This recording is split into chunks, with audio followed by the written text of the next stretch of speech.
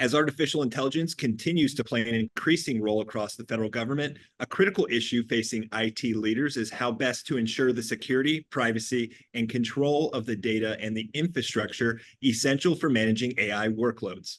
I'm Billy Mitchell with Scoop News Group, and here to share their perspective on that is Chris Kraft, Deputy CTO for AI and Emerging Technology at the U.S. Department of Homeland Security. Mr. Kraft, welcome. Thanks, Billy. Thanks for having me. I'm really excited about this conversation. And to get started, I'd love to ask you off the bat, what types of AI use cases are getting the most significant investment support at DHS?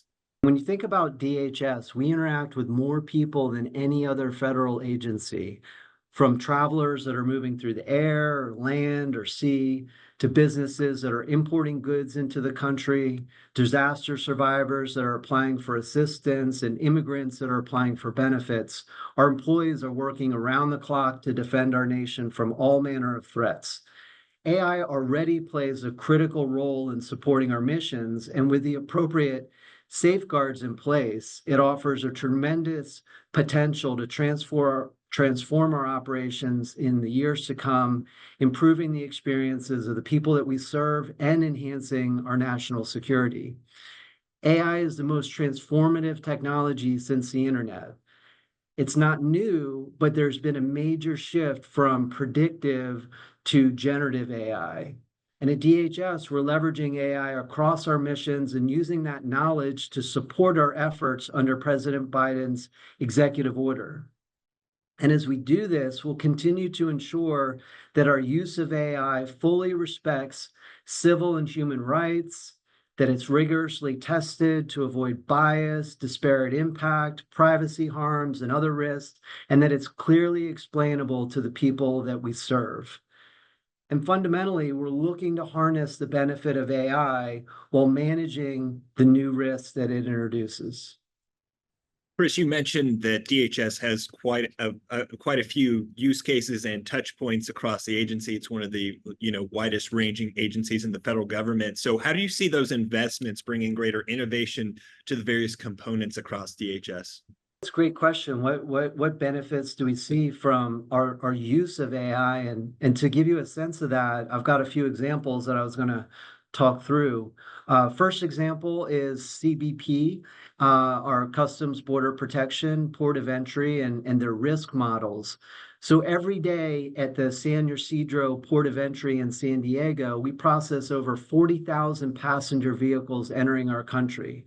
And these travelers don't generally submit advanced information as you would if you're traveling by air.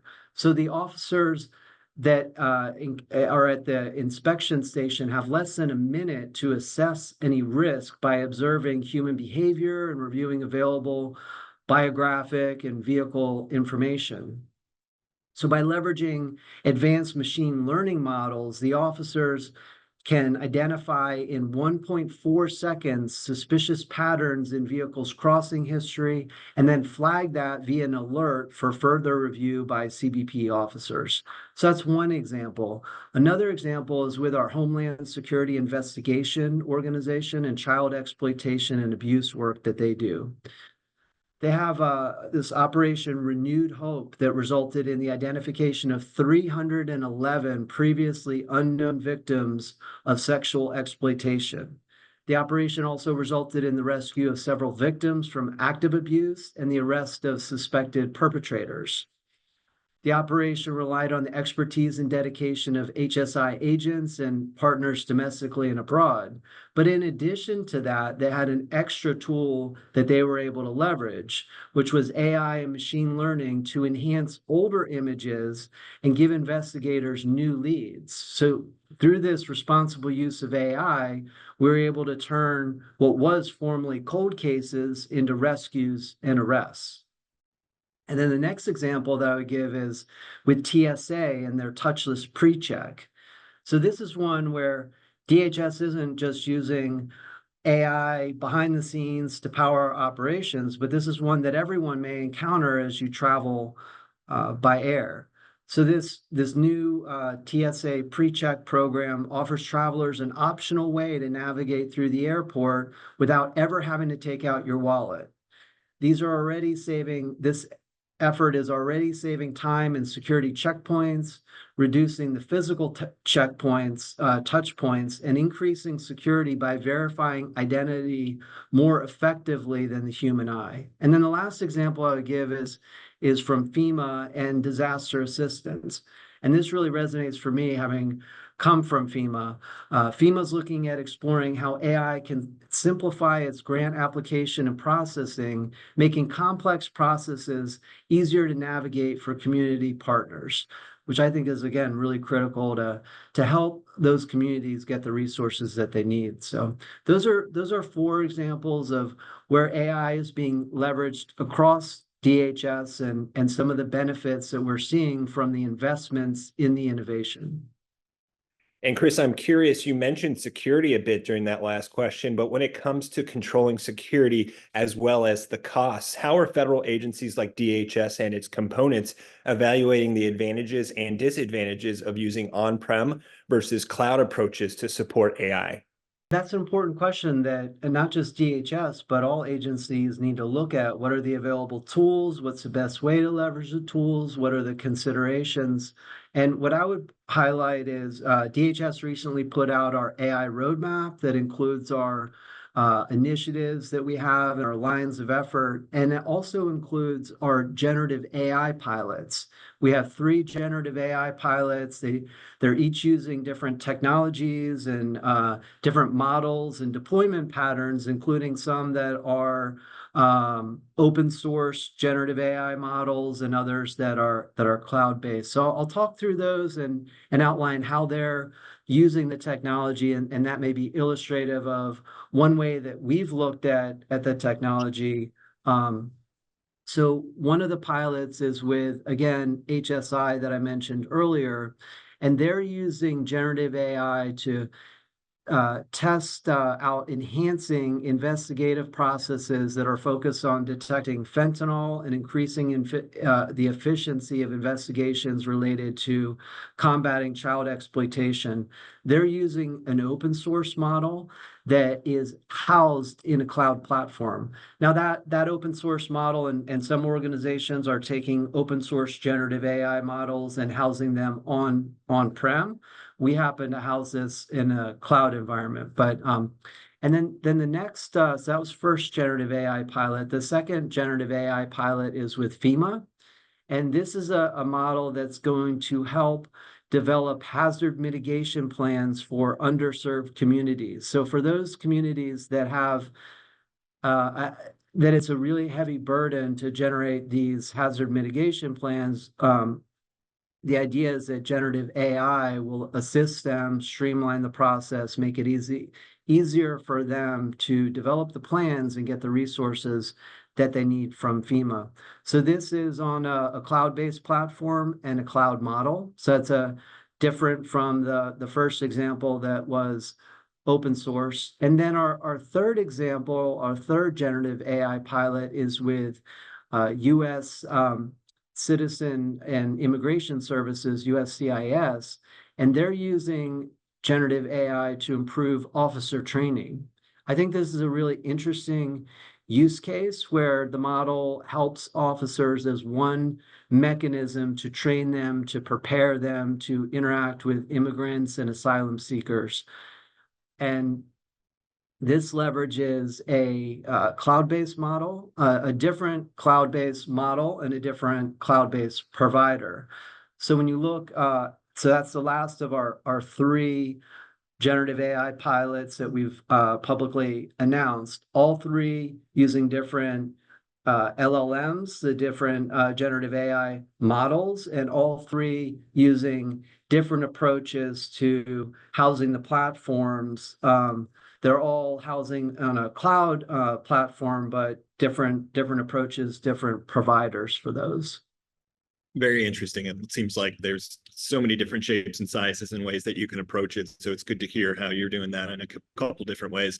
I'm curious, as you're taking this journey to adopt AI, and I know that DHS is pretty far into its, but what are some of the bigger issues or gaps that DHS is starting to face and address to take fuller advantage of AI's potential? I think DHS been leading the way in the adoption of AI and generative AI in a number of areas. One area that is a major focus for DHS and other federal agencies is how do we secure the AI systems? How do we defend those systems? And really it starts with the basic and the core cybersecurity practices. We partner with CISA to provide industry standards for cybersecurity and evaluate the risks that AI can pose to our critical infrastructure around the country, defending against any adversarial manipulation of AI algorithms. That's a real concern and something that across the federal landscape that we need to be aware of and monitor. Understanding what type of malicious attacks or injections into prompts that could occur, and then determining the best way to defend against those, and understanding what are those AI specific vulnerabilities, and how do we defend against those. A lot of important long-term risks and questions, and there's work that's happening across the federal government at places like the AI Safety Institute and others. So I think this is an evolving landscape. I think there's a lot of focus on it. The consensus is that there's a challenge of scale, and what does AI, what risks are presented with AI, generative AI, autonomous AI, and how does that impact the security landscape and cybersecurity. So those are all things that are important to continue to look at for DHS and really across the federal and private sector landscape. Sure, it's a lot to handle, and it sounds like you guys are in a good journey to address it. So Chris, as we close out, final question. I'm curious, we talked a lot about AI today, but what other emerging technologies are you focusing your attention on moving forward? I think the world of AI it seems like it continues to evolve. There are new models that are coming out on a regular basis. But one area that I'm particularly interested in, and I know that others focus on, is autonomous agents and agentic workflow. So how can generative AI be used, complemented with tools and with a workflow to take on activity autonomously, and what does that mean? What does that look like in how we could leverage that technology generally, not, I mean, specifically at DHS, but more generally? And then how do we defend against that? Going back to the last question, what type of security risk does this autonomous AI present, where you combine generative AI and a large language model with language capabilities and access to tools like the ability to go out and search the internet or perform calculations or run code, integrating all these tools and the agents, managing that complex those complex workflows. I think that's an interesting area of and if you follow leaders in the AI space like Andrew Ng or others, they highlight autonomous agentic workflow really as a major focus area for 2024. So I think it's important for all of us to continue to stay caught up on what is the latest updates, but also look ahead and look at what's coming next. What are the next things that we need to think about that we could potentially leverage and that we need to make sure that we can protect against? And I'm sure if recent years are any indication, that'll happen sooner than we expect. So I'm sure there's a lot that we will certainly keep our eyes out for. But Chris, such a pleasure to speak with you. Great chat. Really appreciate your time today. Yeah, thank you, Billy. Great talking to you.